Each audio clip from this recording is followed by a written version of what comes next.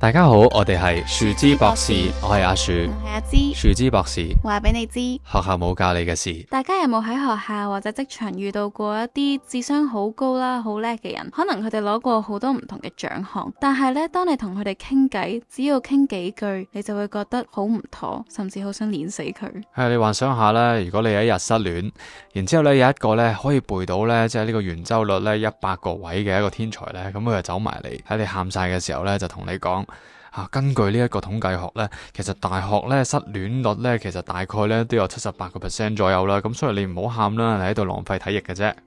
其實呢啲咪真係典型嘅高 IQ 零 EQ 咯。呢個就帶出咗我哋今日要討論嘅一本書，叫做咧情緒智商 （Emotional Intelligence）。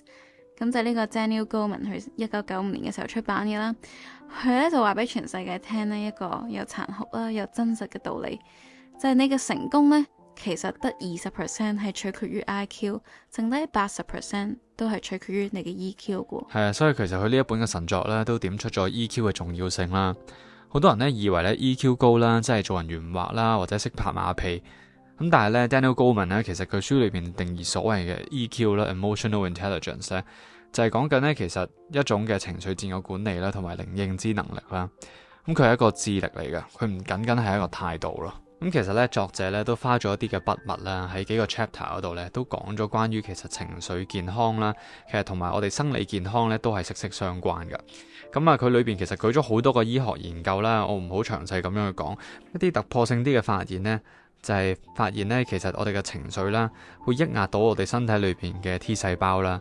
咁其實呢 T 細胞亦都係我哋喺免疫系統裏邊呢非常之重要嘅細胞之一啦。亦都有好多呢壓力啦，同埋一啲嘅傳染疾病啊、慢性疾病啊嘅一啲嘅關聯啦。就係發現呢，證明呢好多嘅傳染病啦、感冒啊或者疱疹啊等等呢，其實呢都同埋呢我哋暴露於一啲嘅壓力呢係有直接嘅關係咁樣樣。長期嘅壓力呢都會增加到我哋嘅身體裏邊皮質醇嘅一個水平啦。佢會加速咗一啲血小板累積啦，容易導致呢啲嘅動脈嘅硬化啦、血凝固啦，咁呢從而呢去引致呢啲心肌梗塞啊、心臟病、中風等等嘅問題啦。咁慢性嘅發炎啊等等啊嗰啲都會容易啲嘅惡化啦。咁亦都長期嚟講呢會對腦部呢產生對腦部嘅一啲嘅傷害啦，甚至呢影響到呢我哋嘅海馬體啦，影響我哋嘅記憶力等等。咁所以咧，其實咧過度嘅焦慮啦、壓力啦，其實咧唔單止係會令到我哋有情緒病啦，而身體上面都好多嘅影響啦。其實大家都好想有高 EQ 嘅，但往往咧就好容易咧自己失控。呢本書咧就選擇咗用一個科學嘅角度去解釋我哋點解會失控。大家可以想象一下咧，我哋嘅大腦入面有兩個行政長官啦，一個就叫 prefrontal cortex 啦，前額葉皮質。佢係大腦嘅執行長啦，負責理性、邏輯同埋長遠規劃。另一個就係 amygdala 啦，杏仁核啊，佢就係大腦嘅保存主管，負責處理恐懼、憤怒呢啲嘅原始情緒。問題就係出喺咧保存主管有時候過度反應。係啊，其實咧有時候啦，我哋嘅 amygdala 啦，我哋嘅杏仁核咧，佢會幫助到我哋咧可以去逃難噶。就好似咧喺原始社會啦，咁其實咧我哋遇到咧係一啲嘅獵物啦，去追擊我哋嘅時候啦。呢一個咧係一個大腦咧接收咧威脅一啲信號嘅時候，咁我哋嘅杏仁核咧就會搶先咧喺我哋嘅理智大腦未反應之前咧，去傳送呢一個 fight or flight 嘅 response， 咁咧佢就會識得咧可以咧係即時咁樣去逃難，甚至喺現代社會啦，譬如我哋可能要逃離呢個火場啊，或者係有啲情況咧，其實我哋都仲仍然需要呢一個 amygdala 呢一個嘅情緒管理。咁但係咧呢一個嘅情緒管理咧，佢有時喺唔適當嘅時候咧，都會產生一啲嘅反效果啦。咁譬如咧，你個老闆鬧你兩句啦，你就拍晒台啦，同佢破口大罵咧，咁我都相信咧，你第二日咧你就會失業噶啦。咁所以咧，其實咧喺現代社會啦，我哋要識得咧點樣去控制我哋嘅 amygdala 啦，唔好咧俾佢挾持咗，即係一個 amygdala hijack。咁我哋先至可以咧掌控到我哋嘅情緒。咁其實書裏邊咧，其實都提出咗咧幾個唔同嘅方法啦，去咧控制到我哋嘅情緒啦。書裏邊咧都提咗唔同嘅科學嘅方法咧，令到我哋點樣咧可以對付我哋呢一個 amygdala hijack 啦。咁而咧去令到我哋控制到自己嘅情緒嘅。為咗唔好俾我哋嘅杏仁核喺度搞亂啦，作者咧就將 EQ 拆解成5個維度。第一層就叫做自我意識。好多人覺得咧自己好有自覺性，但係其實咧好多人都冇㗎。書裏邊咧提到一項嘅研究啦，咁對象咧就係1981年啦，伊利諾州嘅某一間中學啦。咁咧有81位咧嘅畢業演講家啦，即係嗰個 valedictorian 啦。咁佢哋嘅平均 IQ 咧都係全校最高嘅。佢哋上咗大學之後咧，成績都唔錯㗎。但係發現咧，其實佢哋30歲嘅時候啦，佢哋喺職場啦，或者佢日後咧嘅人生咧，都好似平平無奇咁樣。咁啊，中學畢業咗10年之後咧，其實淨係得1/4人啦，喺咧佢本行咧達到咧佢同年齡咧嘅最高嘅階級啊。咁好多嘅人嘅表現咧，甚至咧係遠遠不如咧佢嘅同輩。呢個咧其實就係主要就係點出啦 IQ 啦，唔代表你嘅命運咯。一個笨蛋啦，10年之後佢會變成咩樣呢？咁即使咧佢好蠢啦，佢嘅 IQ 可能不如人。咁但係如果佢 EQ 比人高嘅時候呢，佢喺職場上面嘅表現啦，可能咧可以更勝一籌啦。證據顯示啦，EQ 較高嘅人呢，喺人生各個領域咧都會比較優秀啦。無論係拍拖啦、人際關係啦、處理辦公室政治等等咧，咁佢嘅成功機會都比較大啲嘅。咁頭先講到啦，杏仁核咧係負責管理我哋嘅原始情緒啦，但有陣時咧杏仁核咧又真係搞亂到，令到我哋咧被佢挾持住。作者就將 EQ 拆解成5個維度啦。第一層就叫做自我意識，好多人覺得咧自己好有自覺性，但其實咧根本就冇嘅。舉個例子啊，你有冇試過咧喺晏晝去問個同事要唔要一齊嗌外賣，佢突然之間就會懵咗啦，然後就叫你哋唔好問佢嘢，然後成個晏晝都嬲爆爆。其實呢個就係典型嘅情緒盲區啦。如果佢真係有自我意識嘅話咧，佢可能會停低問自己，其實佢係點解喺度嬲緊呢？點解人哋問佢嗌唔嗌外賣就咁猛呢？可能佢冷靜咗落嚟先會發現呢，可能佢嗰一刻嘅情緒係 reflect 緊佢朝頭早可能被老細鬧完之後嘅挫敗感啦，同埋自我懷疑啦。而佢可能就係將呢種焦慮轉移咗喺無辜嘅同事上面啦。咁呢個自我嘅意識就係喺嗰團火燒起嚟之前呢，係因為佢之前嘅挫敗感，而唔係因為呢，佢同事叫佢嗌外賣呢件事上面。係啊，所以咧針對住呢一點咧，其實作者提出咗啲方法咧，點樣可以咧讓到我哋咧係自我意識自己咧點解有咁嬲嘅。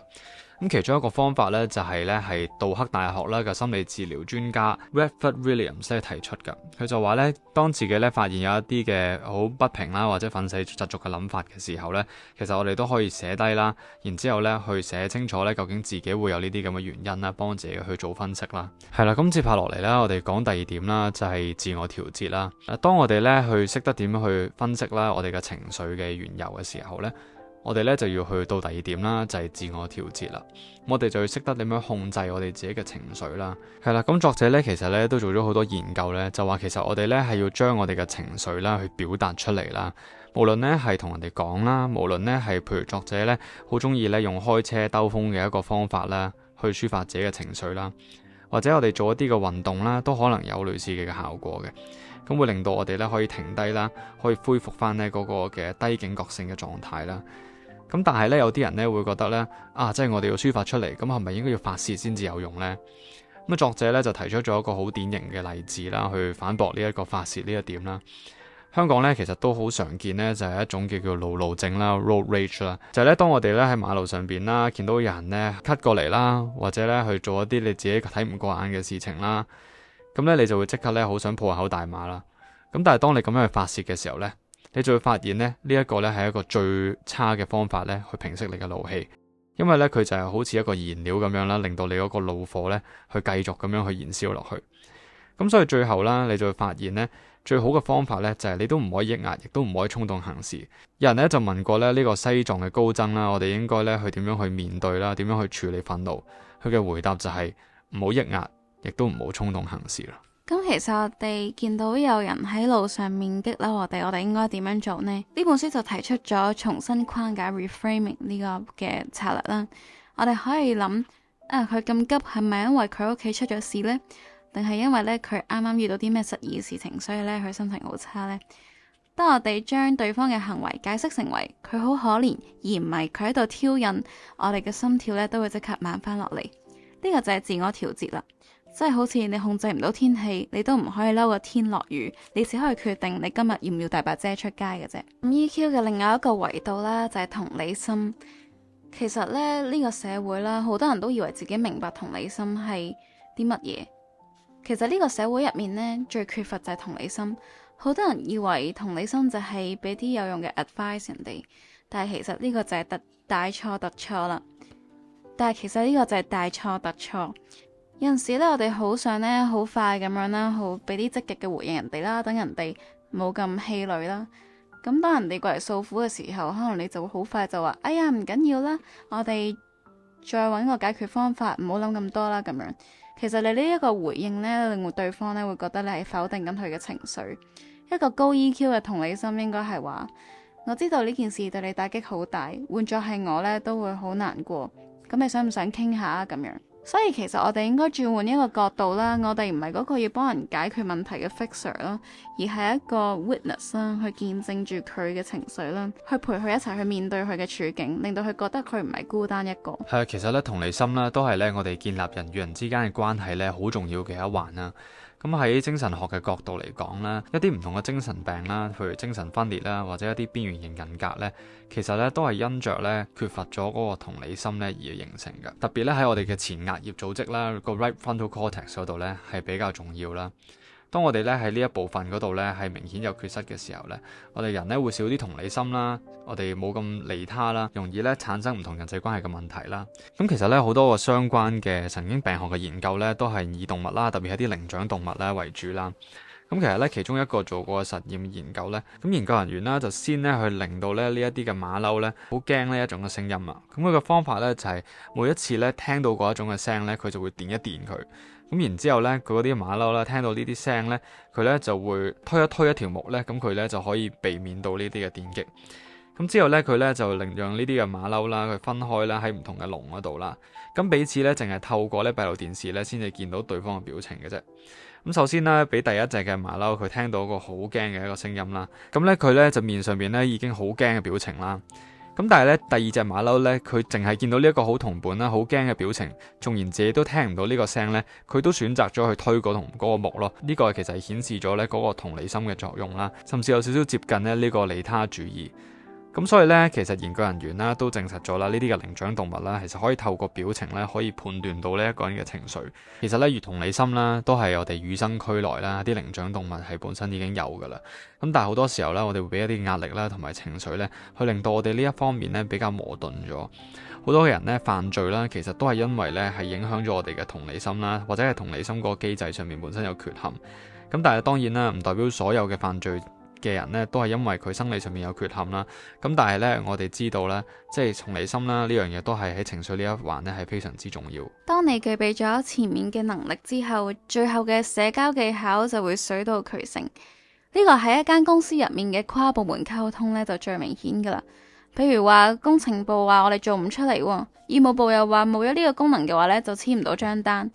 低 EQ 嘅人就會開始互相喺度推卸責任啦，互相喺度指責對方。但高 EQ 嘅領導者究竟會點樣做呢？佢哋會選擇使用情緒對齊呢個技巧，先去肯定雙方嘅難處。佢可以話：我知道工程部為咗穩定性已經捱咗3日夜啦，我都好理解呢業務部面臨業績達標嘅最後期限呢係有難處嘅。當雙方都覺得自己被理解嘅時候，佢哋嘅防衛心先會減弱。真正嘅協商先可以開始，呢個就係一種營造心理安全感嘅策略啦。咁其實我哋傾咗咁多啦，我哋都會發現咧呢本書呢，其實佢係一個生存嘅手冊啦。聰明嘅高 IQ 嘅人呢，其實佢可能可以攞到免試嘅入場券啦，可能可以攞到一份嘅工作機會啦。咁但係咧要有 EQ 啦，有情緒嘅智商咧，先至可以讓我哋去走更加遠嘅路咯。咁啊 Daniel Goleman 咧俾咗一個最溫暖嘅 conclusion 我哋啦，就係 IQ 咧其實大部分咧都係天生嘅，咁但係咧 EQ 咧其實係可以喺日後咧去後天咁樣學翻嚟嘅。透過每一個嘅觀察啦，每一個嘅聆聽啦，或者頭先我哋分享嘅唔同嘅策略咧，我哋都可以重新去訓練我哋嘅大腦咧，去抵抗啦呢一個嘅 amygdala 嘅攻擊。如果大家中意呢一集嘅內容啦，都歡迎咧係你哋去 comment 啦、like 同埋 subscribe。我哋係樹枝博士，下次見。